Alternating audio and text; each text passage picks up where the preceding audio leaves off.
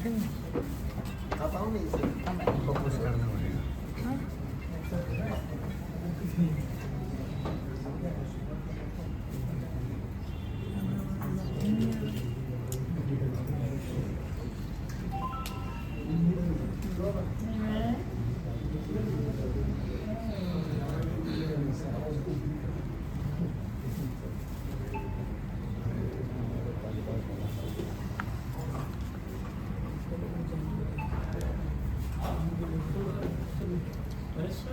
ओ जयेश भाई धर्मेंद्र प्रधान इस्तीफा दो।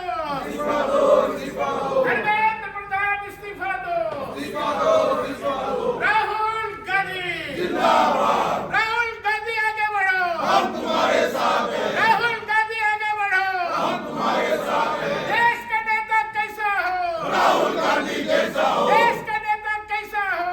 राहुल गांधी जैसा हो। देश का नेता कैसा हो? राहुल गांधी जैसा। धर्मेंद्र प्रधान इस्तीफा दो। इस्तीफा दो, इस्तीफा दो। राहुल गांधी जिंदाबाद। राहुल गांधी जिंदाबाद। देश का नेता कैसा हो?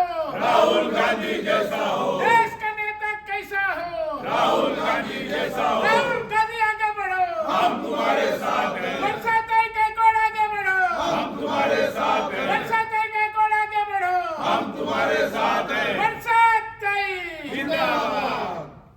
वहीं पे लोग जुड़े रहते हैं। लाखों छात्र एग्जाम दिए हैं और उस बारे में विशेष करके हमारे उत्तर मुंबई जिला कांग्रेस की कमेटी की तरफ से 2 मिनट के लिए जो एक प्रोफेसर है, क्या बच्चे तैयारी करते, कितना मेहनत करते हैं, उसके बारे में जानकारी देंगे।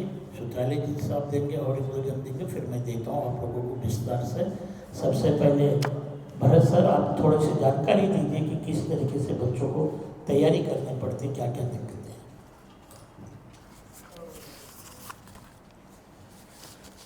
नमस्कार आप सभी मीडिया साथीगण। बच्चे पूरे 2.5 साल तक मेहनत करते हैं, उसके पीछे माँ बाप का लाखों रुपया लगता है। उसके बाद में इतना करने के बाद में अगर पेपर लीक होता है तो बच्चा किस तरह से, जो खास करके बहुत सारे बच्चे मेहनत करते हैं पूरे 2.5 साल तक, मानसिक तनाव झेलते हैं, उनकी हाल एज अ टीचर मैं खुद समझ सकता हूँ और उनके माँ बाप को भी मैंने देखा है किस हालात में होते हैं। जिस हिसाब से माँ बाप का रोल होता है कि बच्चे के पीछे मेहनत करना, बच्चे के पीछे रोल होता है टीचर को भी मेहनत करना और बच्चों को कड़ी मेहनत करना और लास्ट में पेपर लीक होना। खास करके मैं बोलूँगा कि जो नीट एग्जाम है ना, अगर इनको ईमानदारी के साथ नहीं करना है, खास करके सरकार से मैं निवेदन करूँगा, ईमानदारी से अगर नहीं करना है तो आप प्लीज़ कृपया करके नीट का फुल फॉर्म नकल एग्जाम एजुकेशन का तमाशा रख दीजिए, ताकि माँ बाप को और बच्चों को समझ में आवे कि भाई ये नकल एग्जाम है और एजुकेशन का तमाशा है। तो जिनको अगर वो अच्छा लगेगा वो उस एग्जाम में जाएगा, नहीं तो नहीं जाएगा, नाम से ही क्लियर हो जाता है। और दूसरी चीज एनटीए से कहना चाहूंगा कि भाई आपका नाम जो नेशनल टेस्टिंग एजेंसी है उसको नेशनल टेंशन एजेंसी कर दो, ताकि बच्चों को भी समझ में आए कि आप कितना तनाव दे रहे हो। खास करके मैं आपके सामने एक पेपर दिखाना चाहूंगा। इस bar code number 50, code number 60 और कोड नंबर 70 और 80 4 पेपर बनते हैं। एक ही क्वेश्चन अलग अलग उसको डिफाइन किया जाता है, नंबर चेंजिंग किया जाता है। उसमें मेरे पास में एक है 70 नंबर कोड का पेपर है, जिसमें प्रश्न नंबर आप देखेंगे इसी कोड के अंदर, तो प्रश्न नंबर 22 है। इसके 2 ऑप्शन दिए हैं। ये 2 ऑप्शन का तरीका जो है MCQ type, more correct option IIT advance में होता है। एनटीए ने इसके 2 आंसर दिए हैं। मैं बच्चों से भी गुजारिश करूंगा कि आप इसके ऊपर ऑब्जेक्शन डालिए। 200 रुपया इन लोग लेते हैं, एक क्वेश्चन का 200 रुपया लेते हैं। चैलेंज राउंड नाम दिया है तो 200 रुपया लेते हैं। एक क्वेश्चन है इंडक्शन का, जिसके अंदर यह पेपर आपको दिखा दूंगा, आप इसमें मीडिया में दिखा देना, कोड नंबर 70 में। एक क्वेश्चन इलेक्ट्रोमैग्नेटिक का है, जिसको इन्होंने ड्रॉप कर दिया कि ये है ही नहीं। और एक क्वेश्चन वर्नियर कैलिपर्स का था, उसको इन्होंने उसको भी ड्रॉप कर दिया। तो 3 क्वेश्चन ऐसे जो एनडीए से गलती हुई है। अब मैं एनडीए से पूछना चाहता हूं कि बच्चा जब 2 मिनट लेट होता है, 3 मिनट लेट होता है, आपने 1:30 बजे का टाइम दिया था, तो 2-3 मिनट कोई अनाउंसमेंट नहीं हुआ है, गेट पे कोई अनाउंसमेंट नहीं हुआ है। मैं खुद डालमिया कॉलेज में गया था मेरे बच्ची को छोड़ने के लिए, और 1:30 को अनाउंसमेंट होना चाहिए कायदेसर माइक के साथ में। थोड़ा भी अनाउंसमेंट नहीं हुआ है कि जो बच्चे रह गए प्लीज 5 मिनट का एक्सटेंशन टाइम आप जल्दी आइए। 2 बच्चे एक मिरार से और एक मिरार रोड से आए थे, 2 मिनट, एक को लेट था, एक को 5 मिनट, दोनों बच्चों को अंदर नहीं लिया गया। मैं एनडीए से पूछना चाहता हूं, आपने 3 प्रश्न को, एक को ड्रॉप आउट किया, आपके 2 आंसर दिए और एक को आप छोड़ दे हो जो आपके सिलेबस में नहीं है, इंडक्शन वाला पार्ट, उसने आपको क्या सजा दी जाए? बच्चे आपको क्या सजा देंगे बताइए? 2 मिनट के लिए आपने बच्चों को सजा दी ना। अब मैं बच्चों से कहूंगा कि 3 क्वेश्चंस के लिए पूरी जोर से आप आवाज उठाइए और एनटीए को घेरिए कि भाई आपने हमको सजा दी थी कि हम 2-5 मिनट लेट थे। मानवता के रूल पर, मानवता के आधार पर कोर्ट भी लोगों को मतलब सजा देने से सोचता है, तो आपने मानवता के आधार पर 2-5 मिनट अगर देते बच्चों को है एंट्री के लिए, मैं समझ सकता हूं 15-20 मिनट होता तो बात अलग है, 5-10 मिनट का, 5 मिनट का तो टाइम दे सकते थे। काफी बच्चे ऐसे जिनको उन्होंने रुला दिया है भाई, रुला दिया है। और ये पेपर में जो प्रश्न है केमिस्ट्री, मैं केमिस्ट्री के टीचर हूं, मैं खुद आईआईटी के बच्चों को पढ़ाता हूं, एंट्रेंस के लिए तैयारी करवाता हूं। मैंने काफी केमिस्ट्री के टीचरों से बात की है, पूरे क्वेश्चंस आज तक के इतिहास में इस तरह के केमिस्ट्री के क्वेश्चंस नहीं आए। 2025 के मुकाबले में ये जो क्वेश्चंस पेपर है 2025 के मुकाबले में फिजिक्स का इजी था, बट इतना आसान भी नहीं था। आप इस प्रश्न को देखिए, आप 4 ऑप्शन देखिए, 1 मिनट में आपको रीड करना है। 3 घंटे में 180 क्वेश्चन है भाई, 1 मिनट में 1 क्वेश्चन। 3 घंटे में कितने क्वेश्चन? 180 क्वेश्चन। आप इस प्रश्न को रीड करिए और 4 ऑप्शन को पढ़िए और उसको सॉल्व करिए, आप देखिए कितने टाइम में आप कर सकते हो। एनटीए 3 घंटा टाइम दिया, 15 मिनट का एक्सटेंशन दिया था, इस बार दिया था, जो उन्होंने कैंसिल किया था। 2024 में नीट का सबसे बड़ा घोटाला, मैंने काफी बच्चों को देखा जो 500 मार्क्स लाने छोड़ो, 300 मार्क्स का जिसका कैपेसिटी नहीं था उसको 620, 630, 640 मार्क्स मिले थे। वहां पर आवाज उठी थी। इन्होंने हरियाणा में पूरे सेंटर बदली गए थे, हरियाणा के अंदर काफी स्कूलों कॉलेजों के अंदर सेंटर थे, गोधरा में एक सेंटर, एक कॉपी सेंटर फिक्स हुआ था। इतने बच्चों का प्रूफ मिलने के बाद भी आपने 2024 में आवाज नहीं उठाया। 2025 में भी हुआ था, लेकिन ये सामने आया नहीं था। आप सेंटर सेट करते हो, आप माफियाओं को, जो आपके खुद के रखे हुए लोग हैं, आप उनको ये धंधा करवाते हो अरबों करोड़ों रुपया कमाने के लिए। तो यह धंधा मैं एनटीए से कहूंगा कि सरकार की आड़ में आकर आप ये न काम करिए, आने वाले दिनों में आपको भी घेरा जाएगा। और कृपया करके ये चीजों पे ध्यान दीजिए। और बच्चों से मैं कहूंगा, माँ बाप से कहूंगा कि आप एनटीए को, जो बच्चे खास करके जिनको 2 मिनट 3 मिनट के लिए नहीं लिया गया ना, इन 3 प्रश्नों के लिए आवाज उठाओ कि एनटीए हम आपको क्या सजा देंगे। आपने हमको 2 मिनट लेट होने पर एंट्री नहीं दी थी, आज आपने 3 प्रश्न जो आईआईटी एडवांस में रूल होता है 2 ऑप्शन का, नीट में कहा था आप नंबर दो या सजा हम जो देंगे वो लो। आपने 1 क्वेश्चन ड्रॉप किया, कैसे ड्रॉप किया भाई? 4 नंबर आप देने के लिए क्यों बोल गए? बच्चे को भी तो वो चीज होनी चाहिए। फिर आपसे गलती होती है तो बच्चा मीरा रोड से जब ट्रेन में आ रहा है तो 2-4 मिनट अगर लेट होता है तो आप उसको एंट्री नहीं दोगे?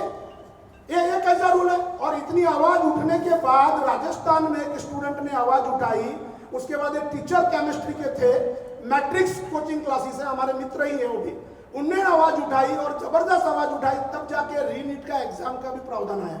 नहीं तो ये भी नहीं आता भाई साहब, और काफी बच्चों का नुकसान होता है इसमें। इस बार भी अगर आपने देखा तो बिहार में डमी छात्राओं को बिठा के एग्जाम दिलाने का प्रावधान था, जो TV9 की एक रिपोर्ट मेरे पास आई थी उसके अंदर था भाई। 3 से 4 सेंटर का रिपोर्ट था।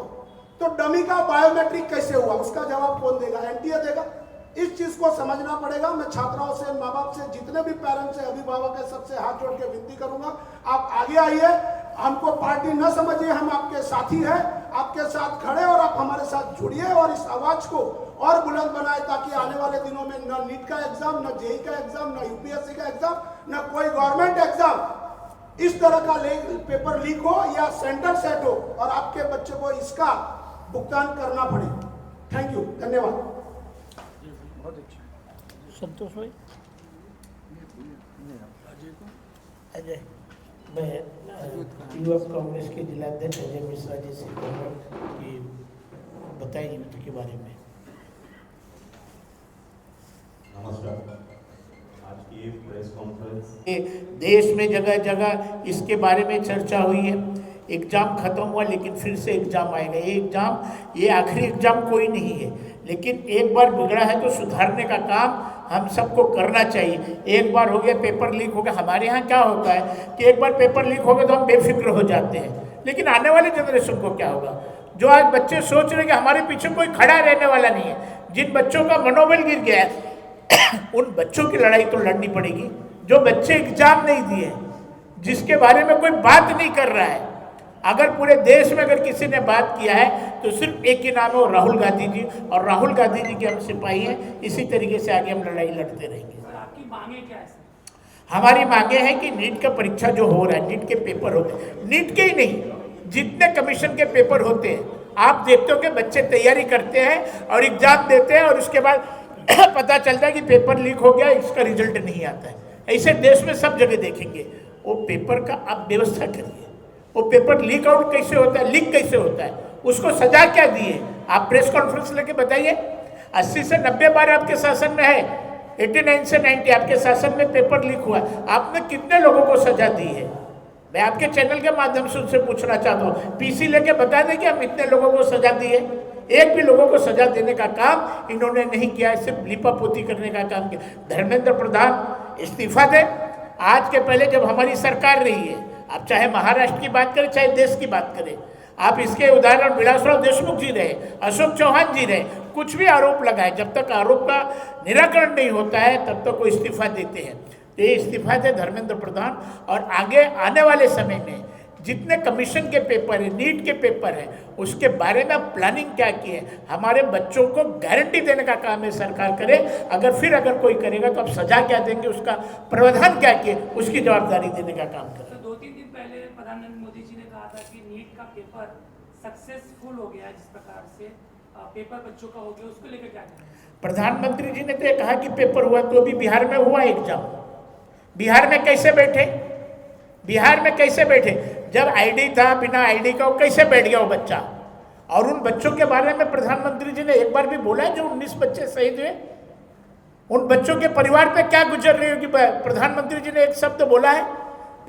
धर्मेंद्र प्रधान के बारे में प्रधानमंत्री जी ने एक शब्द बोला है? वो कौन बोलेगा?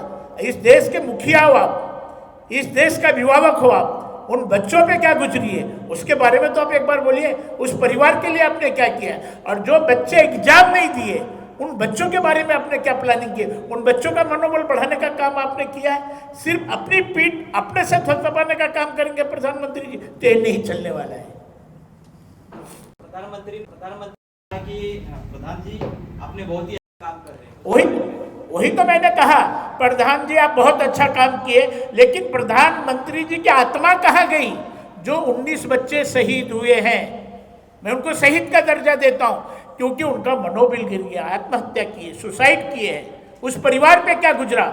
जो 2 लाख के ऊपर बच्चे एग्जाम नहीं दिए, जिनका भविष्य खराब हो गया, उसके बारे में प्रधानमंत्री जी और धर्मेंद्र प्रधान उनका बर्थडे मनाने के लिए प्रधानमंत्री जी को समय है, उनके लिए ट्वीट करने के लिए समय है, लेकिन उन बच्चों का मनोबल बढ़ाने के लिए प्रधानमंत्री जी के पास समय है या ट्वीट करने की है मानसिकता? क्या एक उसके बारे में मन की बात में बोले? संडे को बोले बच्चों घबराओ मत, मैं आपके साथ हूँ, कहीं नहीं बोले। तब जाके राहुल जी तैयार हुए हैं, तब जाके राहुल जी को खड़ा होना पड़ा है।